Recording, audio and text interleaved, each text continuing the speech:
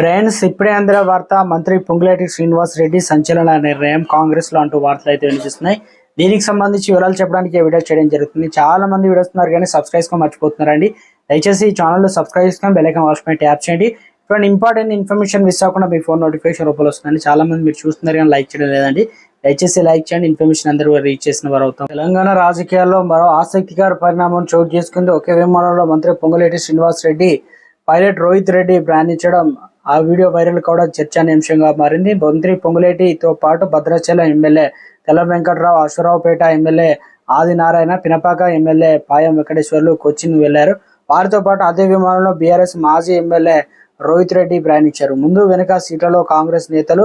రోహిత్ రెడ్డి కూర్చున్నారు. IndiGo 6A6707 విమానంలో హైదరాబాద్ నుంచి కొచ్చిన్కి అయితే వెళ్లారు నేతలు. దీంతో 3 రకాల వాదనలు అయితే వినిపిస్తున్నాయి. గతంలోనే తెర వెనుక అనగా కాంగ్రెస్ లో తాను సీఎం రేవంత్ తర్వాత తాను కూడా ఉంటానని, ఇప్పుడు ఏదైతే కాయలున్న చెట్లకే రాళ్లు పడతాయని చెప్పడం, గతంలోనూ బీఆర్ఎస్ కేసీఆర్ అయితే ఒక 20 నుంచి 25 మంది ఈ రకంగా బీఆర్ఎస్ లో రావడానికి సిద్ధంగా ఉన్నారని ఒక కీలక నేత ద్వారా మాకు అందిన సమాచారం అని అన్నారు.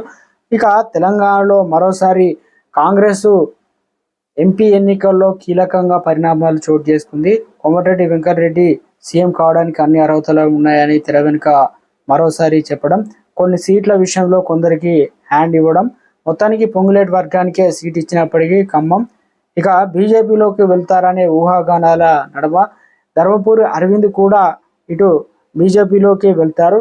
గతంలో సీఎం ఉన్నటువంటి కేసీఆర్ స్వయంగా చెప్పారు, ఏదైతే తెలంగాణలో మేము అప్పుడు 88 దాదాపు సీట్లున్నా కూడా ఒక స్కెచ్ చేసి తమ ప్రభుత్వాన్ని కూల్చడానికి సిద్ధమయ్యారు. ఇప్పుడు కాంగ్రెస్ 66 సీట్లే ఉంది. చూడాలి మరి ఎంతవరకు నిలబడుతుంది, ఎంతవరకు పోతుందని. ఇవన్నీ కారణాల దృష్ట్యా మరి ఏమైనా మతలబులు జరుగుతున్నాయా, అంతర్గతంగా ఇది కామన్గా జరిగిన మీటింగా ఏంది అనేది రాష్ట్రంలో ఈ వీడియో అనేది వైరల్గా మారిందంటున్నారు రాజకీయ నిపుణులు.